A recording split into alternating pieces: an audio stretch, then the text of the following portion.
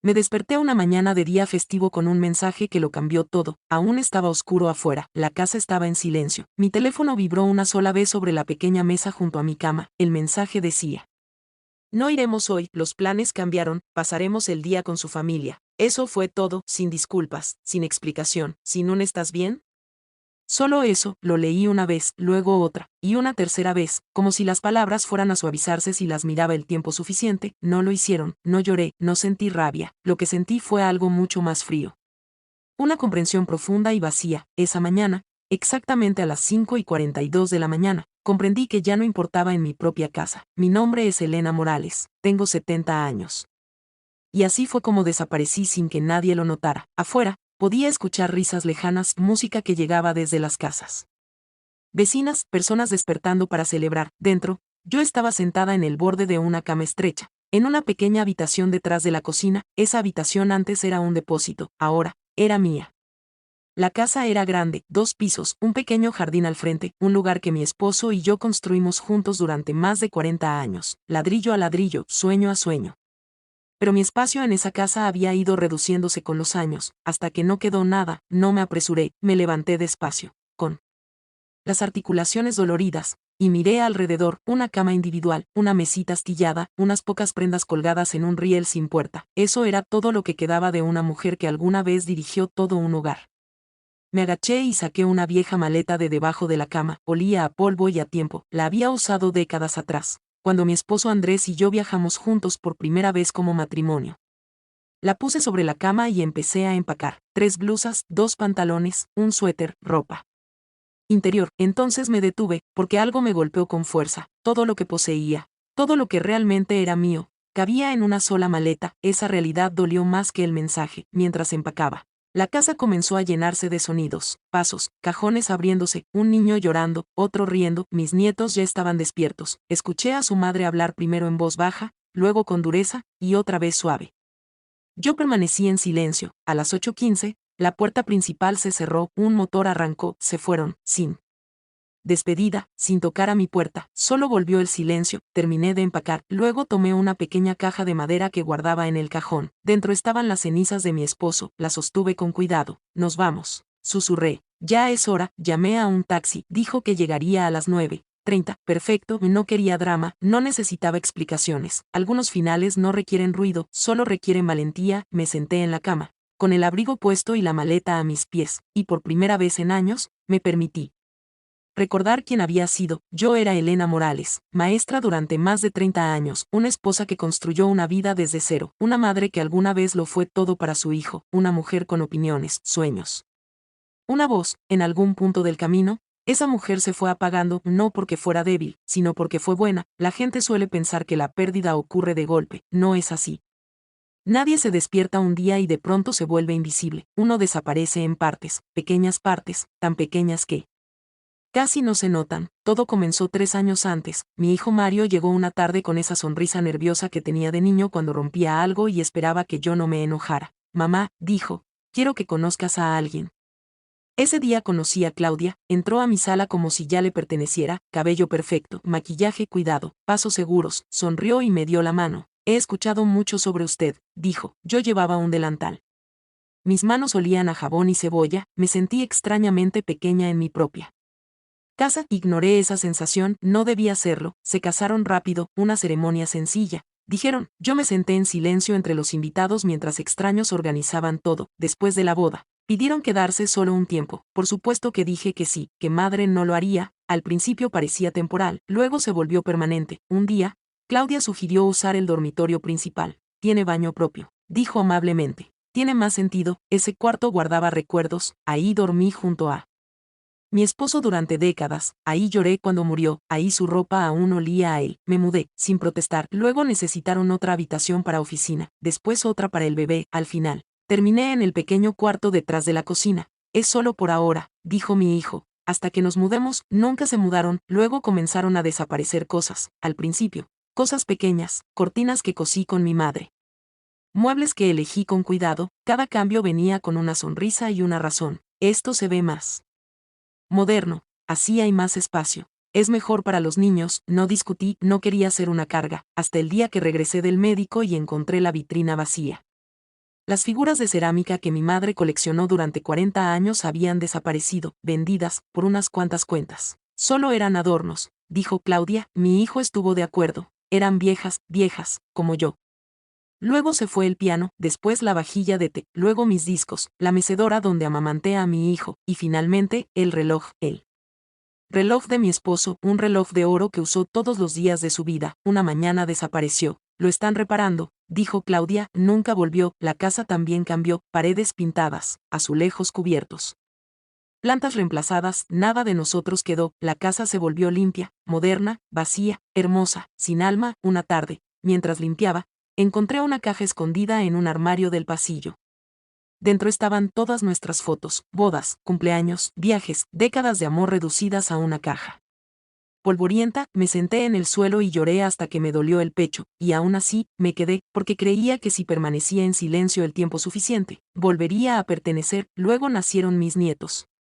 Y ahí fue cuando todo terminó de verdad. Eran hermosos, dos pequeñas vidas que llenaron la casa de ruido y caos. Al principio ayudaba porque quería, luego ayudaba porque se esperaba, después, simplemente se asumía. Me levantaba antes del amanecer, los alimentaba, los cambiaba, los cargaba, día tras día, semana tras semana, sin descanso, sin agradecimiento. Tú no trabajas, me dijo mi hijo una vez con suavidad. Tienes tiempo, tiempo, como si mi cuerpo no doliera, como si mi vida ya hubiera terminado. Me volví cansada. Invisible, necesaria, pero no valorada, y aún así, me quedé, porque creía que el amor significaba aguantar. Me equivoqué. Aquella mañana festiva lo dejó todo claro, un mensaje, 6 líneas. Y toda mi vida finalmente tuvo sentido. El taxi llegó, me levanté, tomé la maleta y caminé hacia la puerta. No miré atrás. Algunas puertas deben cerrarse en silencio. Solía creer que el amor se demostraba por cuánto eras capaz de soportar, por cuánto podías cargar sin quejarte, por cuántas veces elegías el silencio en lugar del conflicto.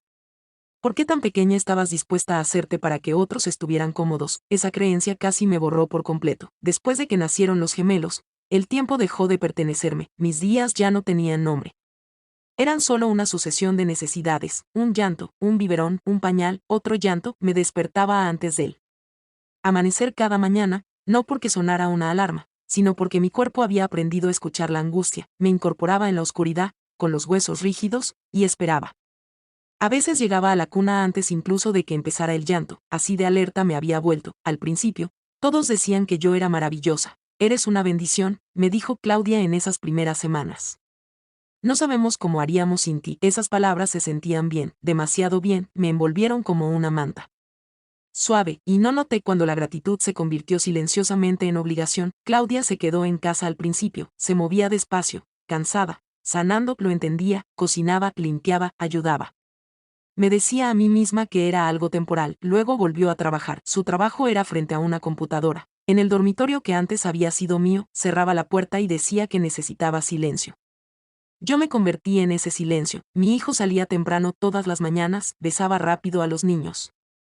Tomaba las llaves y se iba. Gracias, mamá, decía a veces, muchas veces. No decía nada. A las 8 en punto. La casa era solo mía y de los gemelos. Los alimentaba, los bañaba. Los paseaba por el jardín para que sintieran el sol. Aprendí a cargar a uno en la cadera mientras calmaba al otro. Mis brazos me dolían todo el tiempo. Mi espalda ardía, pero sonreía, porque los amaba. Y porque creía que ese amor me sería devuelto. No lo fue. Con el paso de los meses, mi papel se volvió rígido. Ya no estaba ayudando, era responsable. Cuando uno lloraba, Claudia llamaba desde detrás de la puerta cerrada. ¿Puedes ver qué pasa? Estoy en una reunión. Cuando la casa estaba desordenada, era culpa mía. Cuando algo salía mal, se daba por hecho que yo lo solucionaría. Dejaron de pedirme las cosas. Me informaban. Saldremos esta noche. Llegaremos tarde. Te encargas de la cena, ¿verdad? Y yo lo hacía, siempre. Los fines de semana eran los peores. Los sábados por la mañana se arreglaban bien y sonreían. Solo unas horas, decía Claudia. Volvían tarde el domingo por la noche. Cansados, relajados, agradecidos, entre ellos, nunca. Conmigo, me decía que eso era lo que hacían las abuelas. Me decía que era normal. Me decía que mi tiempo ya había pasado. Una tarde, mis rodillas cedieron. Estaba cargando a uno cuando el otro empezó a llorar. Me giré demasiado rápido, un dolor me atravesó la pierna y caí al suelo, no fuerte, pero lo suficiente. El niño lloró, yo lloré, me quedé sentada, temblando, esperando que alguien viniera. Nadie vino.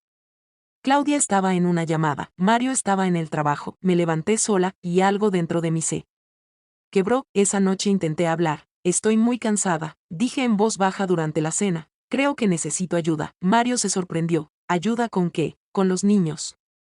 Con la casa. Con todo, Claudia suspiró. Pero tú estás en casa todo el día, dijo. No tienes trabajo. Miré mis manos, estaban rojas y ásperas. Trabajo todo el día, respondí. Mario frunció el ceño. Mamá, estás exagerando.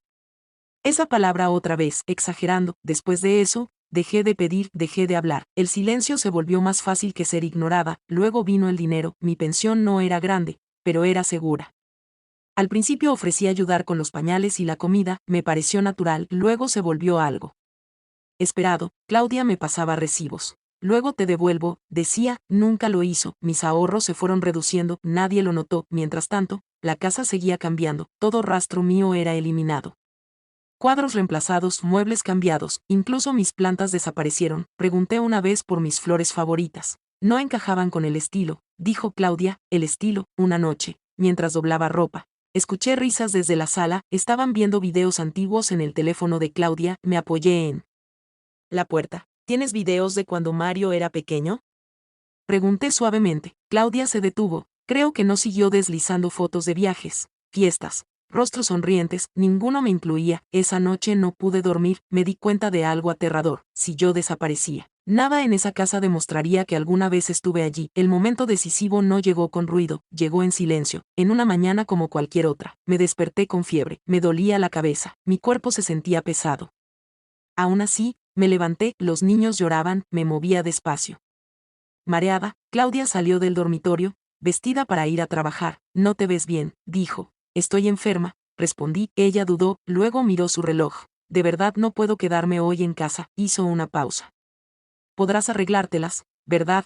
Quise decir que no quise decir por favor, en lugar de eso, asentí. Ese día fue interminable. Por la tarde, apenas podía mantenerme en pie. Cuando Mario llegó, yo estaba sentada en el suelo, agotada. Él pasó entre los juguetes. ¿Por qué está la casa así? Lo miré, algo dentro de mí finalmente se quedó en silencio. Esa noche, sola en mi pequeña habitación, tomé una decisión. No fue dramática, no fue con rabia, fue clara. Me iría, aún no sabía a dónde, no sabía cómo, pero sabía esto. Si me quedaba, desaparecería por completo, y aún no estaba lista para desvanecerme. Días después, llegó el día festivo, llegó el mensaje, y la decisión se volvió definitiva. Cuando el taxi se alejó de la casa, sentí miedo, pero debajo de eso, alivio. Por primera vez en años, nadie me necesitaban, nadie esperaba nada de mí. El silencio se sentía distinto, se sentía libre. No sabía a dónde iba, pero sabía exactamente qué estaba dejando atrás. El taxi avanzó durante mucho tiempo antes de que alguno de los dos hablara. Las calles estaban tranquilas, decoradas para la celebración. Luces colgaban de los balcones, personas caminaban en grupo, llevando regalos y risas. Observé todo pasar a través de la ventana. Se sentía como mirar un mundo al que ya no pertenecía. Curiosamente, eso estaba bien. El conductor me preguntó a dónde iba. Le dije el nombre de un pequeño pueblo junto al mar. Lo había visitado una vez, muchos años atrás, con mi esposo. Nos quedamos solo 3 días, pero recordaba el sonido del agua, recordaba la paz que se sentía allí. Eso era suficiente. Llegué justo después del atardecer. El aire olía a sal y a lluvia reciente. Me registré en una pequeña pensión. La mujer del mostrador sonrió con amabilidad y no hizo preguntas. Por primera vez en años, nadie necesitaba nada de mí. Esa noche dormí sin escuchar pasos, dormí profundamente. A la mañana siguiente desperté con la luz del sol, no con llantos, no con ruido, solo silencio. Me preparé un té y me senté junto a la ventana. Mis manos temblaban un poco, no por miedo, por alivio. La primera semana fue extraña. Esperaba que el teléfono sonara, que alguien me necesitara, que alguien me culpara. No ocurrió. Pasaron los días, luego las semanas. Empecé a caminar cada mañana, despacio, con cuidado. Mi cuerpo estaba cansado, pero se estaba recuperando. Volví a hablar con personas, extraños. No conocían mi pasado, solo me veían como era ahora. Encontré una pequeña habitación para alquilar cerca del agua, nada lujoso, solo lo necesario. Deshice mi maleta. Por primera vez, mis cosas tenían un lugar otra vez. Una tarde llevé la caja con las cenizas de mi esposo a la orilla del mar. Me senté en silencio y hablé con él, de todo, de lo que soporté, de lo que aprendí, de cómo, por fin, me estaba eligiendo a mí misma. Meses después, el teléfono sonó, era mi hijo. Su voz sonaba distinta, más pequeña. Mamá, dijo, ¿Dónde estás? No respondí de inmediato, le hice una pregunta en su lugar. ¿Por qué llamas? Hubo silencio, luego dijo en voz baja, la casa se siente vacía. Me dijo que no se habían dado cuenta de cuánto hacía yo, que todo era difícil, que estaban cansados. Escuché, no lo interrumpí. Cuando terminó, hablé con calma. Estoy a salvo, dije, pero no voy a volver. Claudia también envió mensajes, disculpas, excusas, promesas. Los leí una vez, luego dejé el teléfono a un lado, no desaparecí, me elegí. Comencé a hacer voluntariado en una pequeña escuela local, ayudando a los niños a leer, enseñando de nuevo, algo que amaba, algo que me hacía sentir útil de una manera sana. Hice amistades, mujeres de mi edad, mujeres con historias, tomábamos café juntas, reíamos, descansábamos. Una tarde vi mi reflejo en una ventana, me veía mayor, pero más ligera, mis ojos volvían a ser míos, me di cuenta de algo importante, no estaba rota, había estado enterrada. La gente habla de empezar de nuevo como si requiriera juventud, no la requiere, requiere valentía, nunca regresé a esa casa, pero la perdoné, y me perdoné a mí misma, por quedarme demasiado tiempo, por creer que el amor significaba borrarme. Ahora, cuando despierto, despierto para mí, y eso es suficiente. Si estás escuchando esto y te sientes invisible, si te sientes usado o usada, si sientes que te perdiste intentando hacer felices a otros, este es tu recordatorio. Nunca es tarde para salir del lugar donde te estás haciendo pequeño. Algunos finales no son tragedias, son rescates.